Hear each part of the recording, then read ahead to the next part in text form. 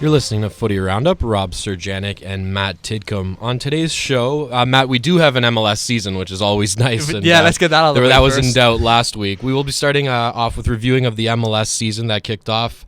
Champions League and Europa League. In the second half of today's show, it'll be the Premiership, La Liga, Serie A, Bundesliga, and our Studs and Duds segment.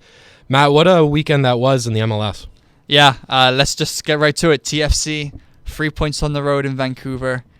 An unbelievable result. Great start to the season. Kind of reminiscent to last year where they went to Seattle and won. But I think this time around was even more impressive, picking up a 3-1 win in Vancouver. They looked good for large stretches, too. They did. I think TFC, for the most part, played pretty good. However, having said that, the first 20 minutes, 25 minutes was rough. They were, at the back, they were awful. Like, they were very lucky not to be 3 or 4-0 down. Rivero missing, arguably, an absolute sitter. The sitter of the year. I mean, you may as well just end it now. That's going to be miss of the season.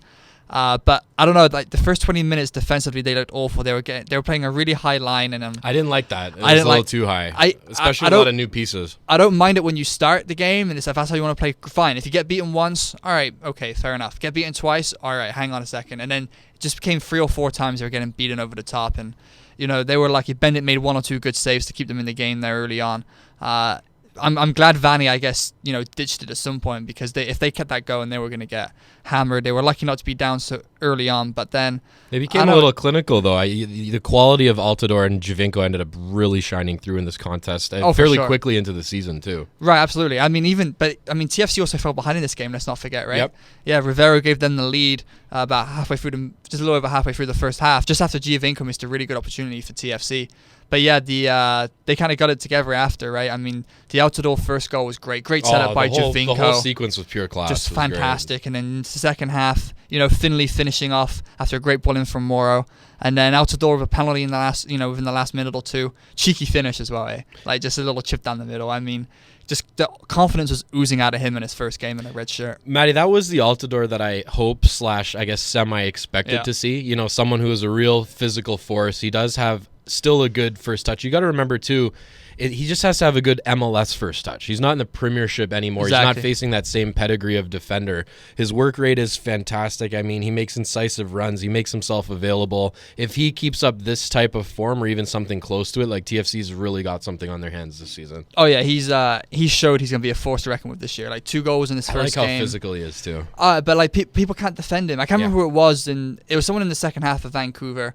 And Altidore was just trying to get away from it, like just after midfield, and the defender took about 4 attempts to legitimately bring him down. Like, he just could not get this guy to the floor. Yeah, he's a horse. Just unbelievable hold-up skills. He had a great game. I think Giovinco was fantastic though. He was. Like you could tell just by watching him, his skill level was just a different ability than what other players in this league have. Like close with people, defenders around him. He's just his first touch, his ball control, even his shooting is great. I mean, obviously he didn't get on the scoreline, but he obviously set up the first goal for Altidore. Yeah, a huge part of that. Just he's a different class. I mean, I think he needs to cut out a little bit of the diving. He was fooling around a little too much for my liking. But overall, I mean, you can't ask for anything. I think we were saying last week, Rob, that TFC obviously first 7 games are on the road. If they can pick up 8, 9, 10 points. It'd be a good start to the year, considering how difficult, playing 7 games on the road to start is. Well, I mean, they're a third of the way to that already with a win in the first game. Yeah, I mean, it's absolutely huge. Now you have a little bit of a margin for error. You don't want to drop points, of course, but no, of course not. It doesn't come at the same premium when you pick up 3 that quickly. Matty, the one thing I'd say is I still think, the wing situation is going to need to sort itself out a little bit better. Mm-hmm. I think they're going to need a little more quality and consistency there. It's super early. It's 1 game. Right. Like, we'll have to see how things play out. I think Osorio is a decent player as well, but I thought Cheroux had a pretty decent game. Yeah. He looked a little... even the Perquia defense settled down, too. Like, in the beginning, like you said, the D looked pretty bad. He made a couple of really good tackles. Yeah, you could see that. Like, he has understanding and he's been there before, and I think hopefully the defense can grow if they can kind of keep the same unit together for most part of the season. Yeah, it was interesting that they played Crayville over Mark Bloom. Maybe the only.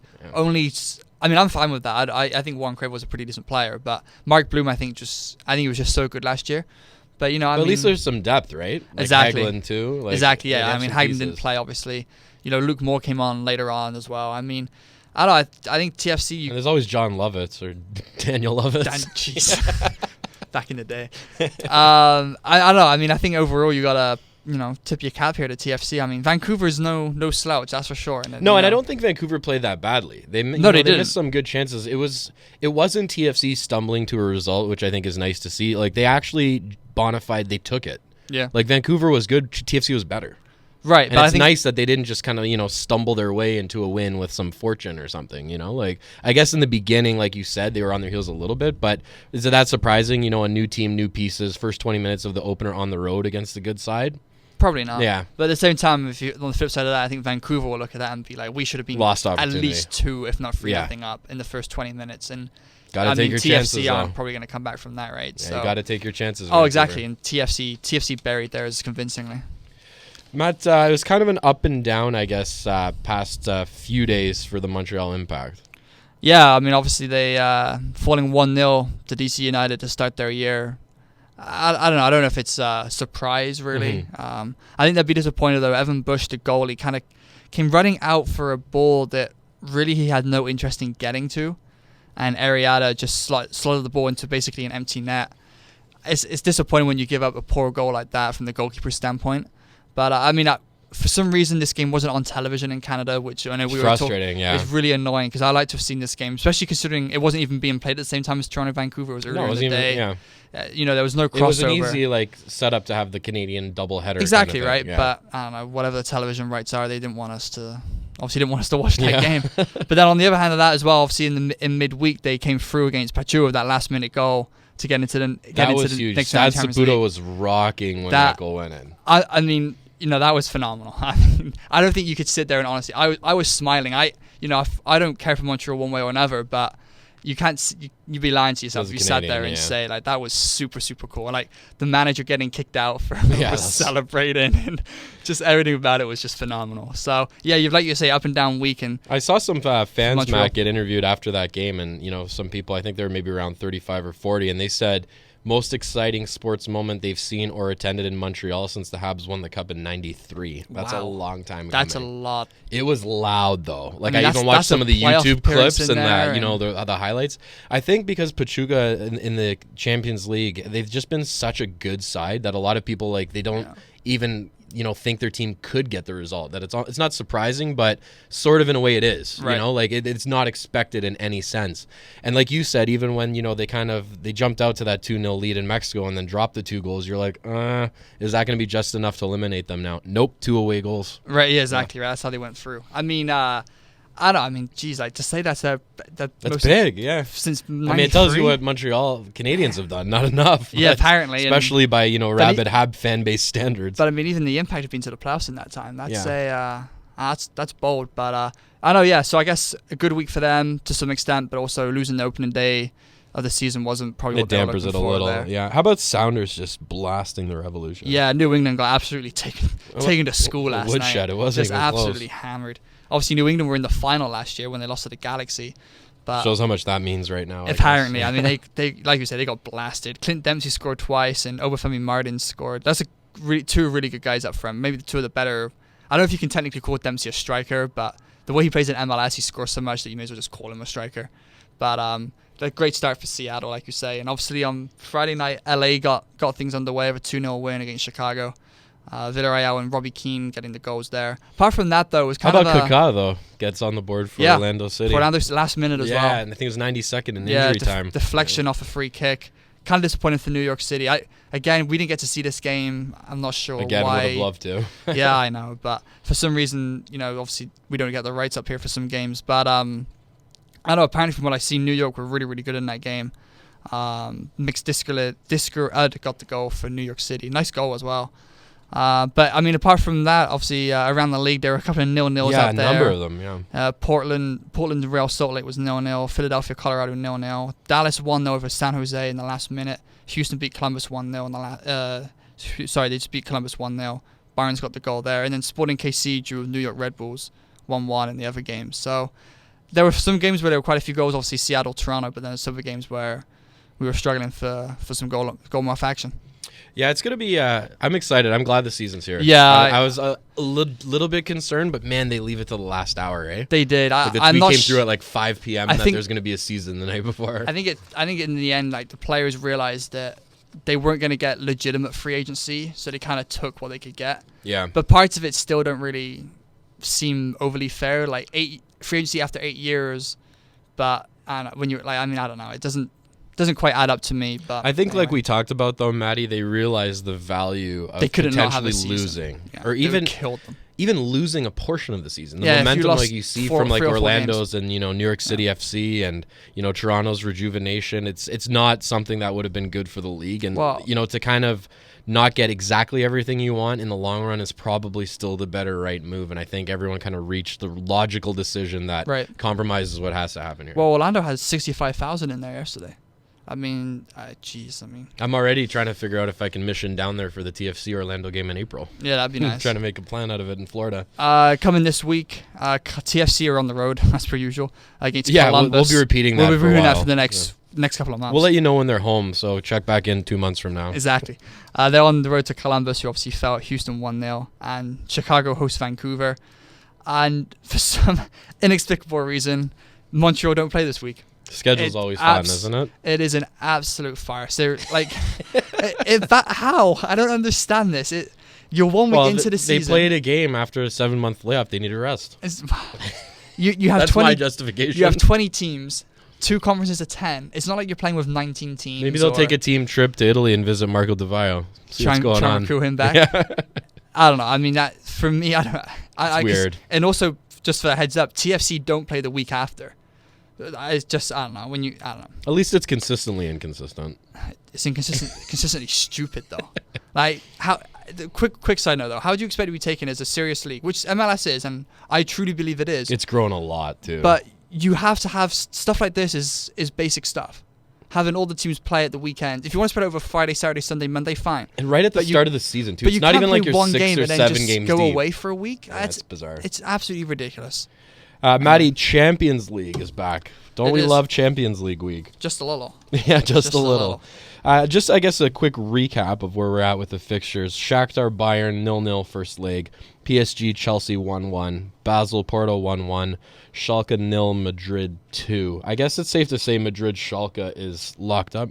Yeah, it is. And also the fact that... because they're going back to Spain now, too. Yeah, they are. But also, quick bit of research beforehand. Julian Draxler is out again. So is Farfan. Obasi's out. Yanklus Huntelaar is healthy and fit after he played in the first leg but then was subbed. And he was taken to hospital. It was a really weird situation, but he is healthy. He's fit to play. But can he cross the ball to himself and then hit it in? Maybe. Yeah, maybe. So, yeah, I don't know. I mean, like I said, I think this one is definitely the one that's already over for sure. PSG Chelsea it's going to be very exciting, I think. It is, yeah, you're right. It's back at Stamford Bridge. I think that's the game to be watching Tuesday night. Chelsea are possibly without Nemanja Matic, who apparently injured himself celebrating Chelsea's Carling Cup victory. What does that mean? He had a couple too many beverages maybe after the game? I don't know. I have no idea. I think it's his foot or something. I don't know. Maybe twist. I don't know. But apparently he might be hurt, so he might not be playing. But apart from that, Chelsea are pretty fit. Real Madrid are also fit. James Rodriguez is out. I did read actually, Rob, earlier that Luka Modric might play this game. He's supposed to come back. And Sergio Ramos might also be healthy as well. I don't know that Modric will start, but no, I think he might come on and play some minutes. Yeah. Absolutely. So, I don't know. I think... We actually have the European Internationals just around the corner, too, in a couple weeks coming back, the Euro qualifiers. Right, yeah.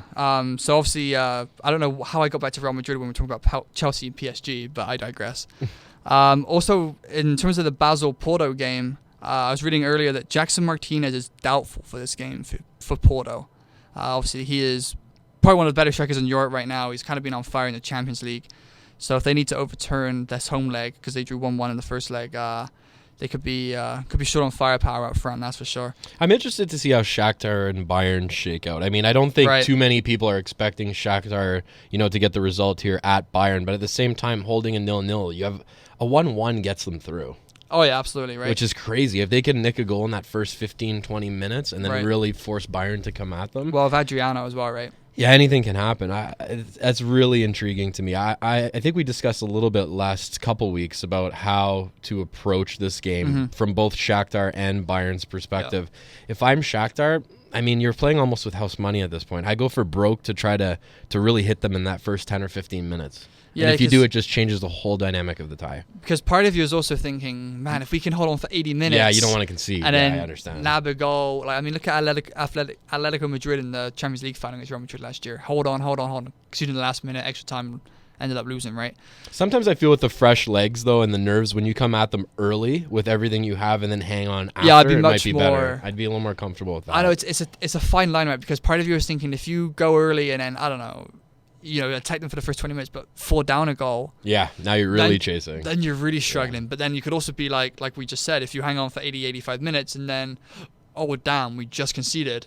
And then it's like, well, now we have 5 minutes to get a goal. Exactly. You don't leave yourself much time to play with there. It's a really fine line. Change the sub or dynamic of the game. I imagine, I have no idea what Shakhtar are thinking, what their plan is, but if I was them, I might be thinking, you know what?